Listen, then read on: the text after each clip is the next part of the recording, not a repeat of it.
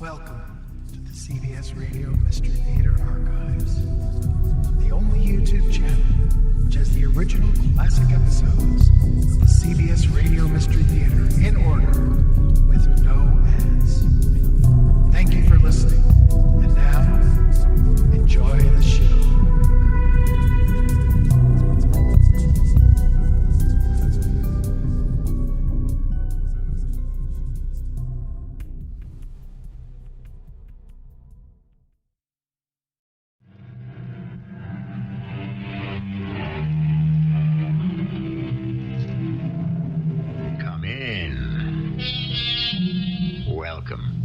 I'm E.G. Marshall. If you bet on horses, it really doesn't matter what you bet. $2, $5, $50, or all the way up to the $1,000 wagers of big-time gamblers. Sooner or later, you have to lose. And if you keep on bucking chances, you end up betting your life. And now, running a good race his first time out is Charlie's Dreamboat. But my own whirlwind is pouring it on, opening more and more daylight. Hold it. Hold it, my own whirlwind is pulling up lame. I repeat, my own whirlwind is pulling up lame. Hey, don't you want to know what happened to the pony, Doug? Right at the moment, I'm more interested in what happened to me. 7 races, the favorite runs out of the money. You know what I am, Stretch? I'm dead.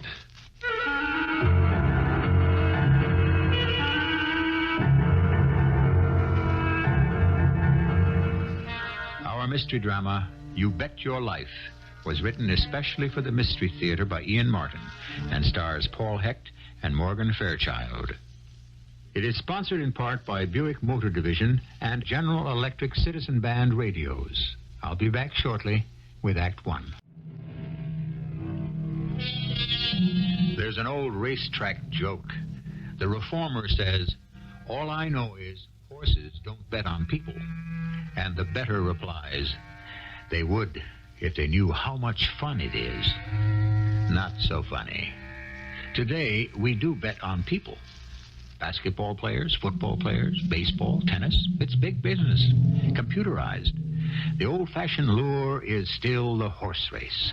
And to the man who wants to do his own arithmetic, it is still the magical vagaries of handicapping and hunch. Pony fever is the disease that haunts his blood.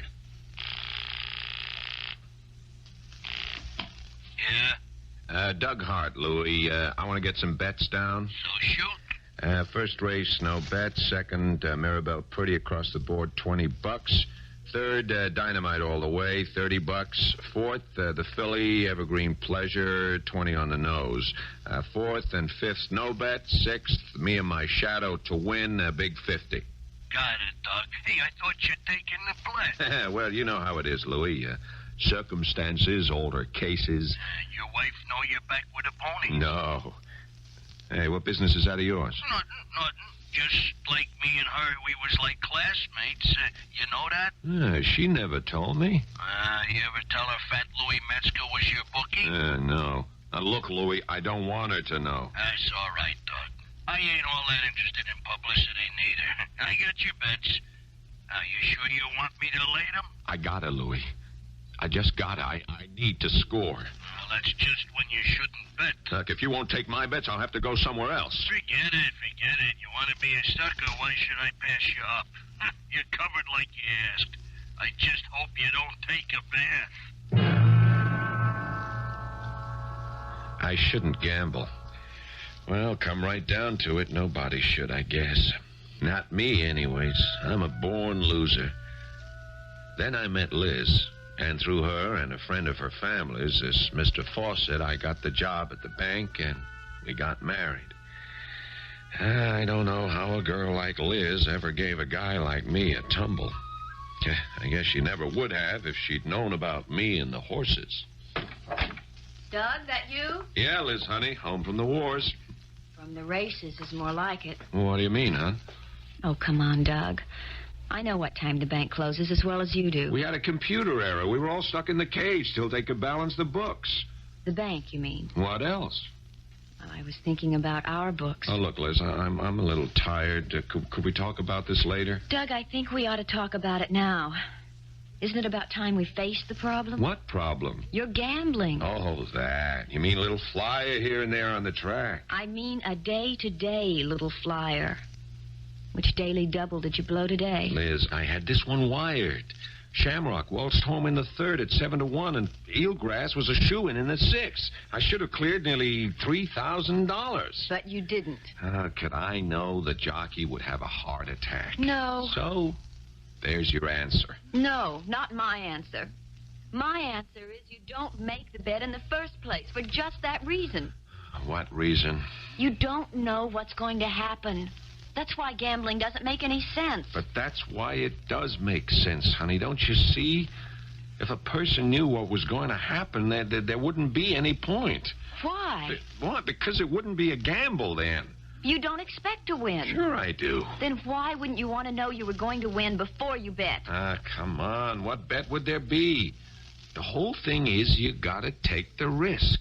Knowing you could lose. There wouldn't be any risk if that wasn't figured. Or maybe, like someone told me when I found out you were gambling, you want to lose. Who told you that? That doesn't matter. Do you? What?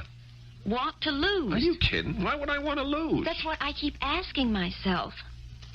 Oh, Doug, what are you trying to do to us? Are you trying to say it's my fault? No, I didn't say it was anyone's fault. Yeah, but that's what you meant. I didn't mean anything. I just thought we both ought to see a doctor. Doctor? What for? Well, there must be some reason we can't have a child. Since we both want one so much, mustn't there? We've seen a doctor.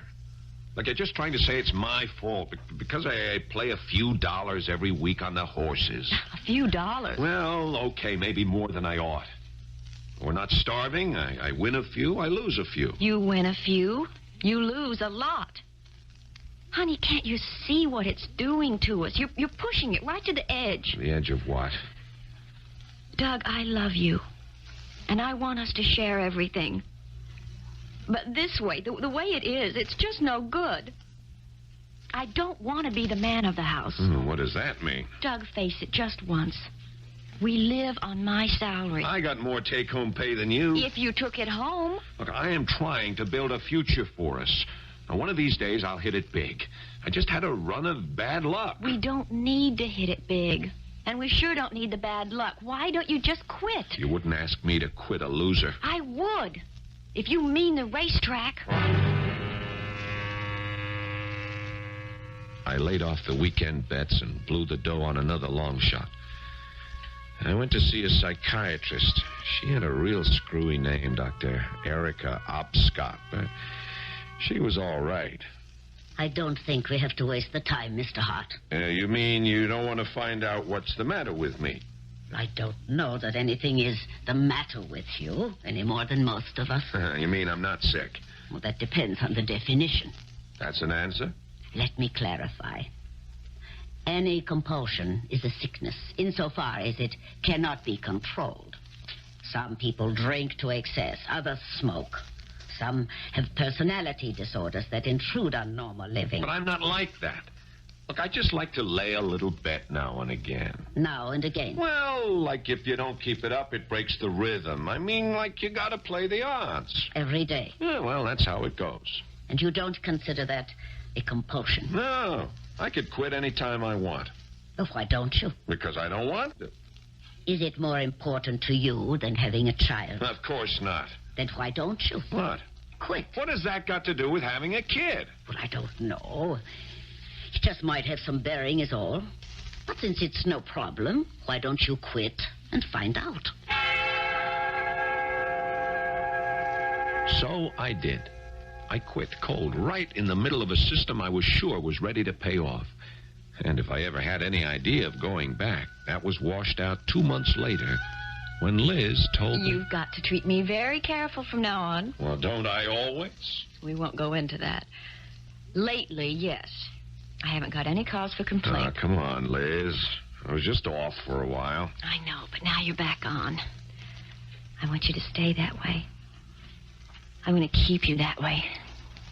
Can I? Well, you can have me any way you want me. Oh, that's easy. Just like you've been the past 2 months. Away from the betting. Well, if that's how you want it. Isn't that how you want it? Sure, hon.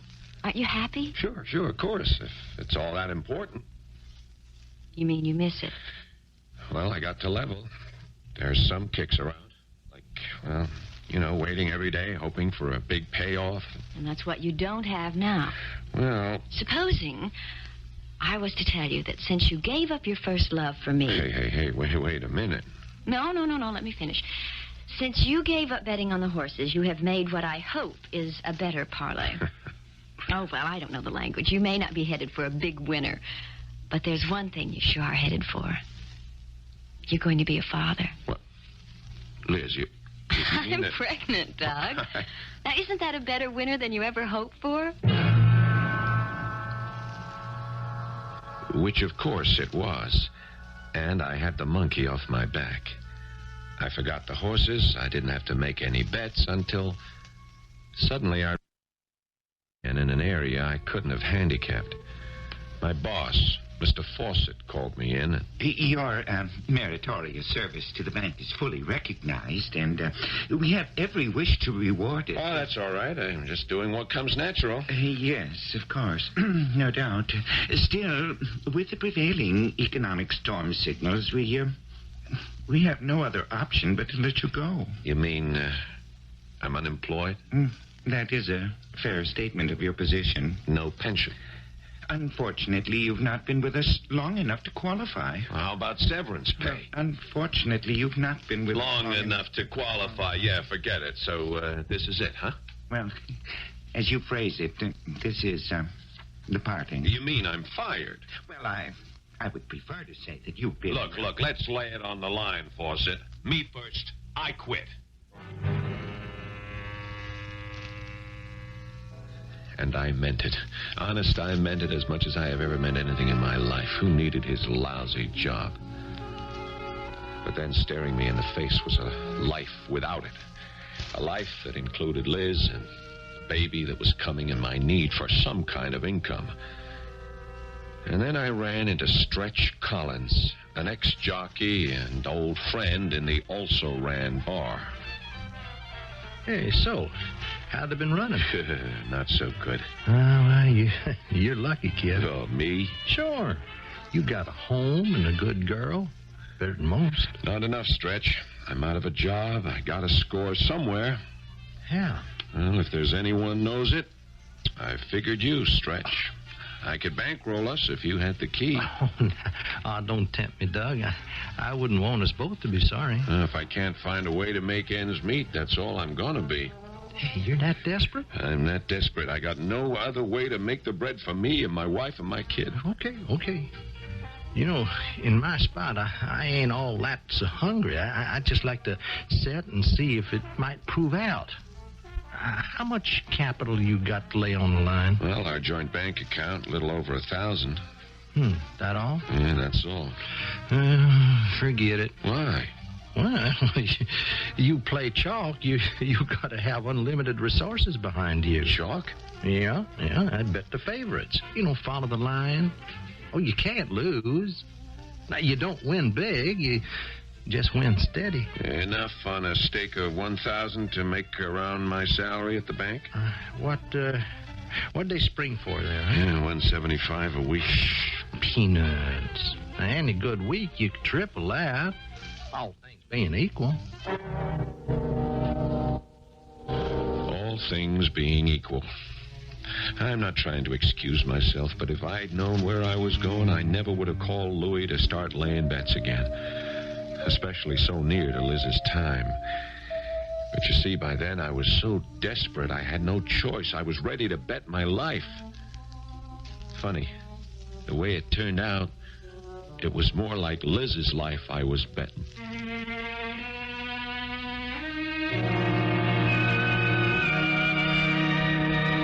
Are we all so different from Doug Hart at that?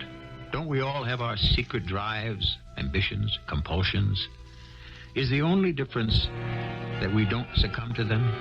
We hold them in check? And who is to say we are right? If we let go, what would the consequences be? Well, let's see what they were for Doug when I return shortly with Act 2. How long can you keep up a masquerade? When someone trusts you, almost forever. But the key word there is almost. If you live a lie, you live every day with a possibility of the truth coming to light. Even if the lie is only temporary and to protect someone else, it just isn't worth the risk, as Doug Hart is going to find out. Oh, great. Who turned the toaster to the light? And the bread isn't even warm. Doug, Yeah. what's going on here? Oh, just making breakfast, Liz. Why'd you let me sleep? Well, I didn't want to wake you. Something's burning. Oh, that's my eggs. No, I'll get them.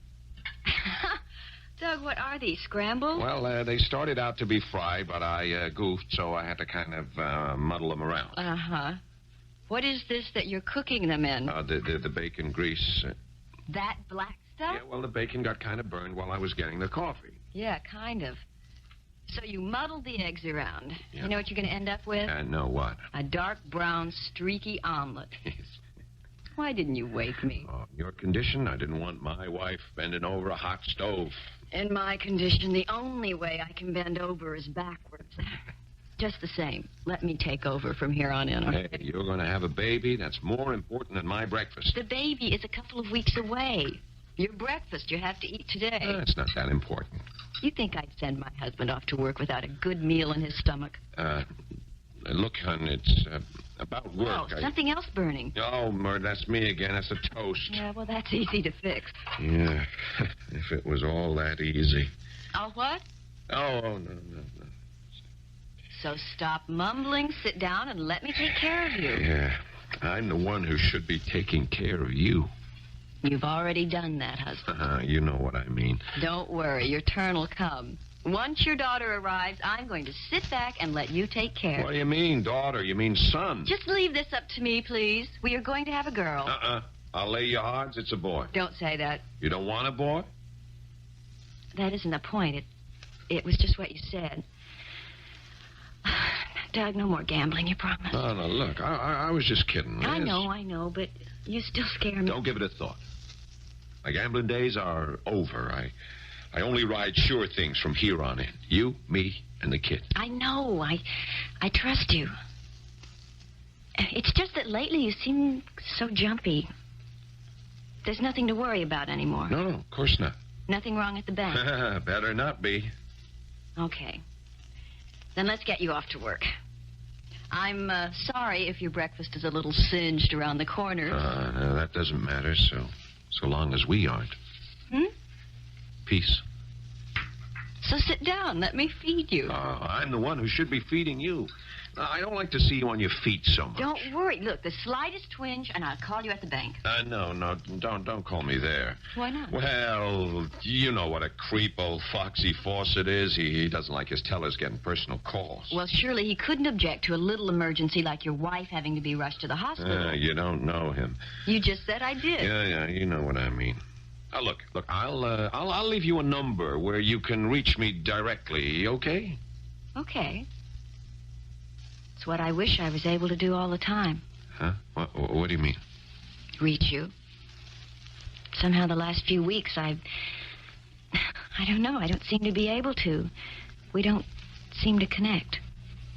You drift away. I keep losing you. No. Not me, Liz. Don't ever say that. Hey, we're not losers. We're going to be winners all the way. I should have told her the truth, but how could I? It was almost her time, and I didn't want to worry her. After the baby, then I could tell her and show her how well I was doing with Stretch's help. All I had to do was be careful, ride with the percentages. Wasn't big money, but it was steady. I had it all figured out. Sure, I did. The one thing I didn't figure was that Liz would find out for herself. All because of that big mouth Phyllis Kaufman who lives next door.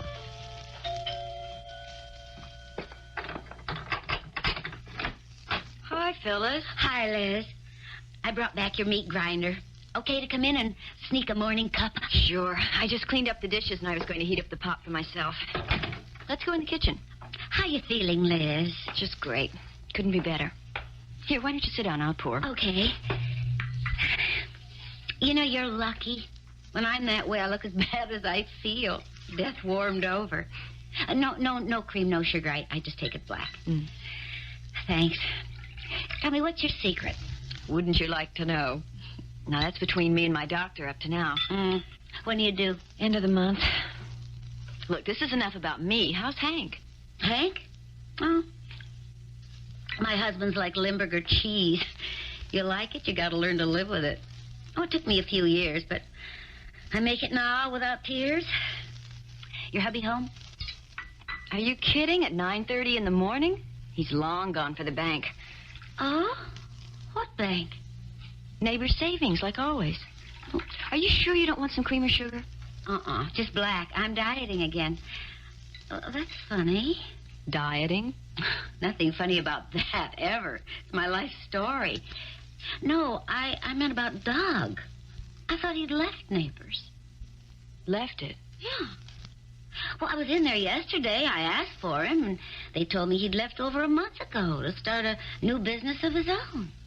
Oh, well, that's crazy. Doug's still with the bank. Oh, I guess somebody made a mistake. Gee, if I spoke out of turn, I mean if he got fired or anything. No, don't worry about that. He didn't get fired. Well, he still brings home the same salary every week and puts it right here in my hot little hand. Oh, look, honey, I didn't mean to make any waves. I like about Doug. I never get anything straight.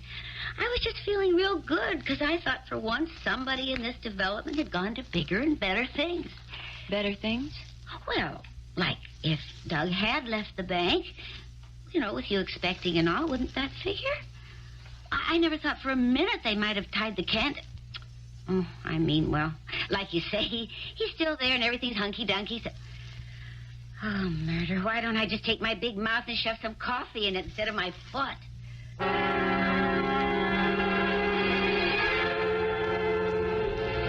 Well, dear me, Mrs. Hart, isn't it? That's right, Mr. Fawcett. This is an unexpected pleasure. We haven't seen very much of you since your husband left us. Now, have we? Since my husband... No, I'm afraid not. Such a fortunate thing that events coincided so happily. Events? It's always so unpleasant to have to, well, Neighbors was sorry to lose him. Fine young man, fine. But to look on the bright side, how fortunate it was that he had already planned to leave. Under other circumstances, we'd have been most sorry to see him make the change, most sorry. I was sorry to find out he'd made the change myself. Of course, one understands a young man's ambition and drive is so important with a family on the way. If you'll forgive my mentioning it. Yes, it's a little hard to overlook. But I'm sure you didn't come to visit us at the bank just to indulge in idle chatter. What can I do for you, Mrs. Hart? Well, I just wanted to find out.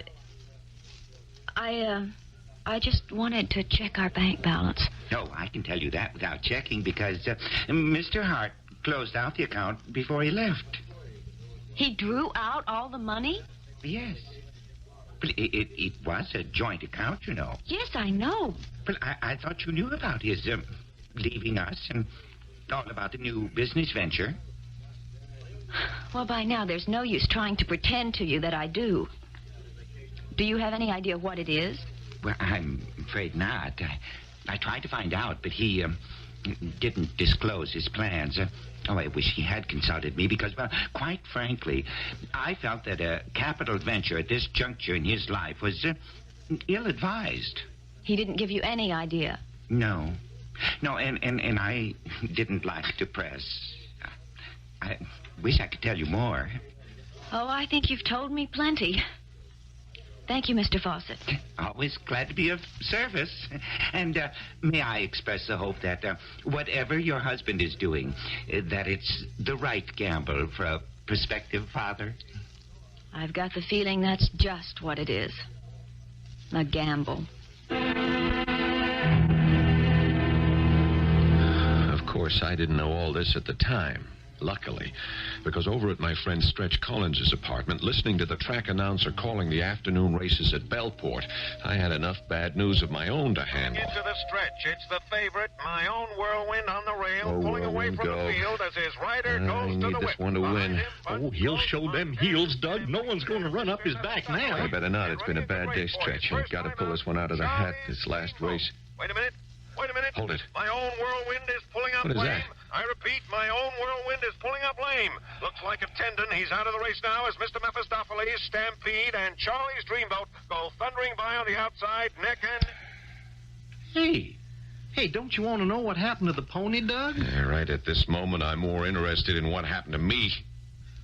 7 races, 7 in a row. The favorite runs out of the money on me. Well, you get days like that. But you ain't gone to the cleaners all the way yet, have you? Another day like today, I'll be flat.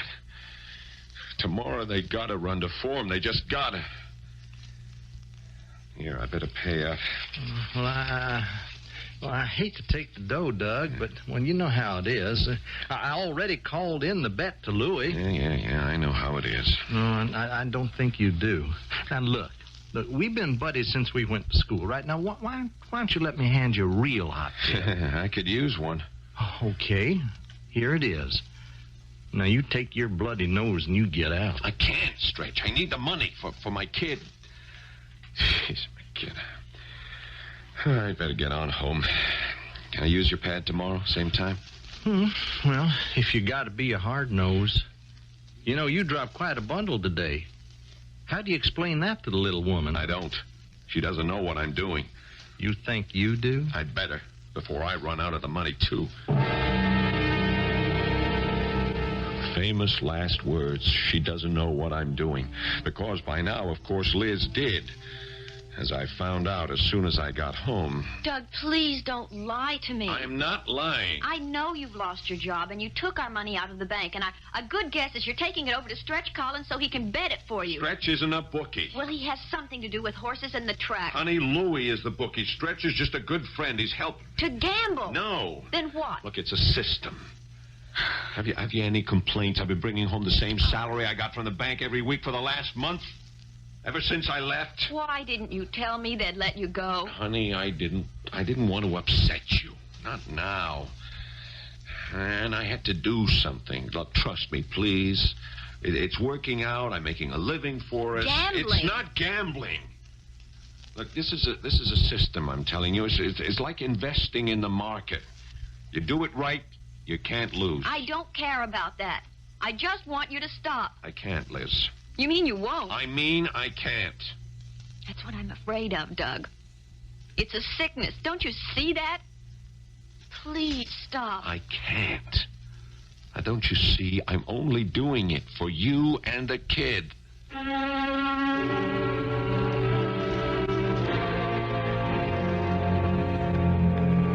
No one in the world has more excuses, rationalizations than the addict.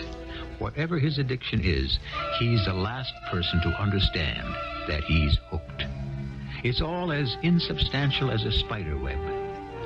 A metaphor that is apt because he is caught. No matter what the addiction, the addict is a born loser. I shall return shortly with Act 3. It's been a strange night for the Harts. A sleepless, haunted one for Liz. A drugged sleep of self-defense for Doug. But now the endless night is over. And with morning, Doug drags himself from the neurotic sleep, which has not refreshed him, to watch a pale and exhausted Liz at last finding some fitful rest of her own. He has dressed quickly and surreptitiously stolen downstairs and is about to leave the house when... Doug? Oh, hi, darling. You were going to sneak out on me. I thought you were still asleep. After last night? Close the door. Darling, please, let's not drag over We've it. got to. You were going over to Stretch Collins, weren't you? Like I explained, I have to. Why? I told you. I'm 500 of our 1,000 in the hole. I gotta make that back and get in the black again. Another day like yesterday, and you could lose it all. It couldn't happen. There couldn't be another day like that, not playing chalk. Oh, don't give me that racetrack lingo. But I explained what it meant. Look, honey, it's so simple. I'm not trying to make any big kills or get rich quick. I'm just trying to make a living for us. No one makes a living out of betting. I've been doing it for the last month. Just a run of luck? No, sir. No. Just sober, careful calculations. Honest, Liz, I've actually been making more money every week than I did at the bank. Until yesterday, when you lost $500. That was yesterday. Today I'll get it back. How? It is a sheer matter of mathematics. When a horse is established as a favorite, he has to run in the money most of the time. So you bet him to win, place, and show. If he wins, you take all three. If he places, he pays off twice. Even if he only shows, you don't get hurt too much. And in the long run, day in, day out, you got to make money. And what about the short run? What do you mean, the short run? Suppose you went through all your money. You didn't have any more to bet. Liz, I'm not betting long shots. Why don't you trust me? I will. If you'll quit right now. I can't, Liz. I can't. Not until I'm even. Now, don't ask me to let you and my son down. You mean your daughter?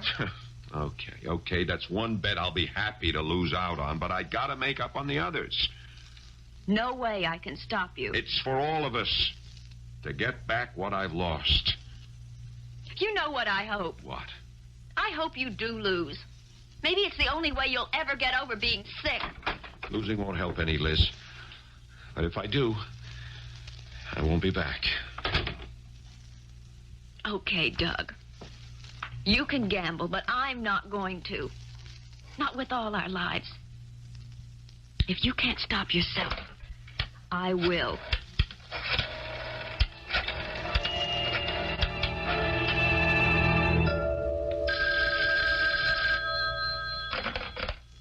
Yeah. Is this Stretch Collins? Who wants to know? This is Liz Campbell. Who? You remember me from school. I married Doug Hart. If you're looking for Doug, he ain't here. I know he isn't, but he will be, Stretch. Look, I didn't say that You can't fool me. I know your voice. Especially on the phone. You used to call me often enough. Well, that was when I was still riding and I had something to offer a girl. Stretch, you could offer this girl something now. What? Don't take any more bets from Doug. Look, Liz, I tried to head him off, but if he's got money and he wants to lay it, I can't turn him down. Like, I don't make book. I only run for, for the guy who does. See, I start turning down betters, I get my head handed to me in the basket. Then please, ask the bookie to turn him down. Honest, Louie? You've got to be kidding. Well, then tell me how to reach him. I'll ask him. Liz, I can't. This is a rough guy. Well, anyways, it won't do no good. Doug would find another parlor. You know, once a guy has the fever, and nothing stops him. Not even for old time's sake? Oh, honest, I can't help you. And don't kid yourself. You can't help him either. Is Honest Louie by any chance the same fat Louie Metzger we all went to school with? I didn't say that. I know, you practically did. And I bet it is. And I think just for once I'll play my hunch. Where can I find him? Now, look, I can't tell you a thing like that. You don't have to, Stretch. Just promise me one thing. What? Don't tell Doug I called you. Please? Once again, although I was the guilty party, I didn't know what was going on. I only knew the nightmare I was living through, perhaps deserved, but devastating enough to be like the end of my life. And what was worst of all, I didn't know yet how desperate it was to become, and the awful, incredible thing I was about to do that might mean the end of my life and Liz's. And Butternut Hollow takes the big money with Kelso's Nightmare and Sweet Prince Charlie to place and show. So this fifth race today has followed the amazing pattern of the whole card yesterday, an astonishing reversal of form which has seen the favorite run consistently out of the money in 12 successive heats. Oh, boy, I have never seen anything like it, Doug. Just doesn't figure. What am I going to do now? Well, you take your lumps. I can't, Stretch. I'm flat broke. Unless Unless I can get it back on the last race. Look, we both know Highwayman is a lead pipe cinch. I got to get a bet down on him. If you got the long green. No, look, he can't lose. What's he going off at? 2-1. Yeah, you see, that's perfect. I can get my 1,000 back, and then I'll quit. Call it in, Stretch. $1,000? You got the do-re-mi to cover? You know I don't carry that kind of cash. Well, I can also guess you don't have it. No, I'm sorry, pal, but no cash, no bet. I'll give you a check. No, not me, you don't. I broke my legs falling off a horse, and I don't want them broken again. Look, it can't lose. If I don't win, I'm lost anyway. Stretch, call it in for me. Doug, I don't want any part of this. You got to see that. Now, I'm going out to make some collections. You want to call that bet in, you call it in yourself. And if you want to know what I think, win or lose, I hope Louis don't cover you. So I was left to make the decision. Make a bet I couldn't cover, but that if I won would put me on Clear Street. But if I lost, I might end up in a river somewhere with concrete boots. Sure, we all went to school together, but me and Fat Louie never cut it that good. One thing was sure. I didn't have that much time to make up my mind. So... Hello? Oh, Doug. Sure. Yeah, you got time. How much? Hold it, huh? Louie. Hey, Louie, I got a hot one here. You better handle it. What do you got? Doug H. wants to lay a big C on Highwayman to win. Stretch got the dough in hand? He ain't there. Out making collections. You want to take the bet? What do we got to post time? 10 minutes. Okay, let me talk to him. Yeah, get that with you, Doug. Yeah, sure. Hello? Doug. Yeah, Doug, this is Louie. Hey, you good for the big C? Of course. Sure, I know. Yeah, we're all big friends. Okay. So I'll buy you a check. Yeah. Look, you got 10 minutes to make it here by post time or no bet. Well, that's your problem, cousin. I got enough of my own. Huh? No. Okay. You push me, I'll cover you. You just get it here, and you got honest Louis' word.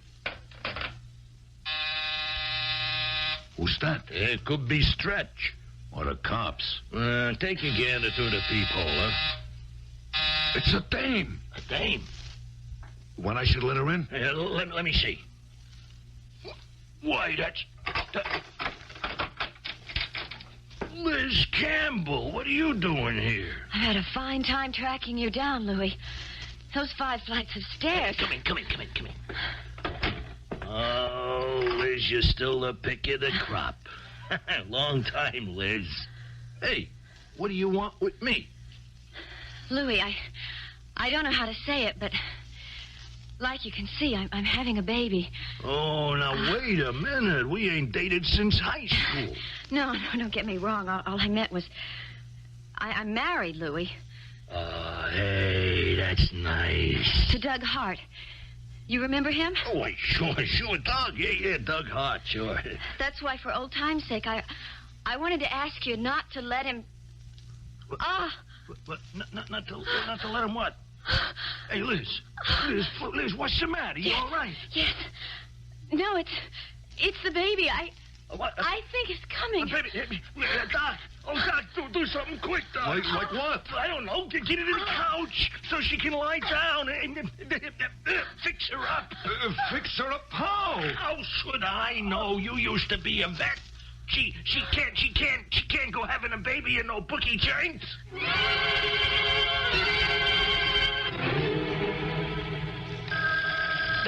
Doc, forget the phones. We ain't taking no more bets. How you doing, Doc? Well, she's okay now, I think, but we better get an ambulance. Are you kidding? I have to call City Hospital. That means cops. We can't have the fuzz up here. Then we'd better take her to the hospital. With the phones ringing and all? They're practically at the starting wire now.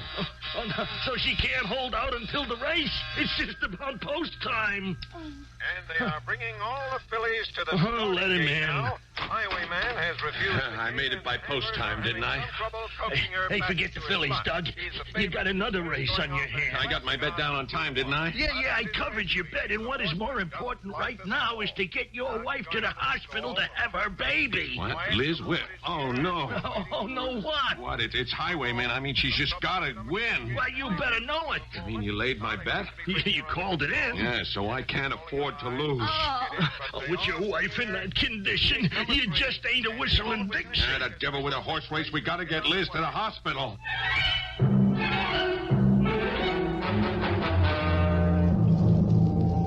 We just made it under the wire. Yeah, I hope.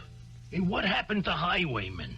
She fouled the gate, threw a jockey, never made the course. Oh, I sure hope nothing like that happens to little Mrs. Hart. Well, it looks like we're about to find out. Here comes her husband. Hey, okay, Doug. What's the rundown? Is she all right? Yeah, she's fine. Just that, Well, don't hold back on us. I mean, Doc and me, we got a little action here. Hey, what was it? A boy or girl? You both win. Boy and a girl. How about that? Twins. And another boy. Oh, triplets. Oh, you swept the board. Did I? How about the last race? How'd I do there? Well, you lucked out. I won? No, Bub. You lost. Oh, no. You would have if I'd laid the bet. Only I didn't. Maybe it could be a good lesson, huh? Well, what do you care? You're young. You can always make money. You won the only race that really counts, huh? And big. Across the board. Win, place, and show. Why don't you make it your last bet? You mean I don't owe you anything? Nah, not a thin dime. So, don't you figure it's time to quit? You bet your life. That's what you do, brother. Every time you lay your $2 on the line.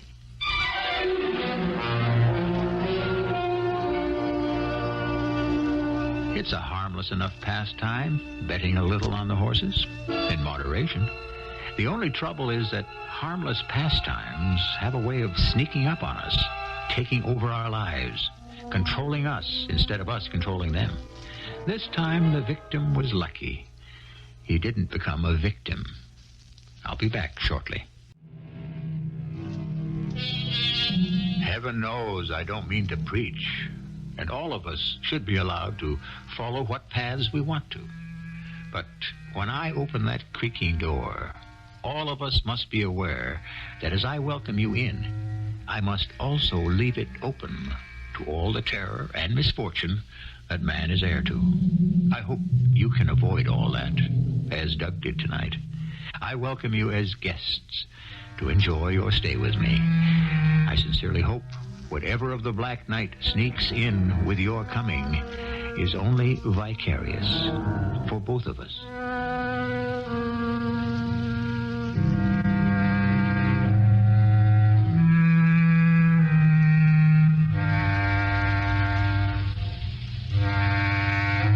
Cast included Paul Hecht, Morgan Fairchild, Earl Hammond, and Ray Owens. The entire production was under the direction of Hyman Brown. Radio Mystery Theater was sponsored in part by True Value Hardware Stores.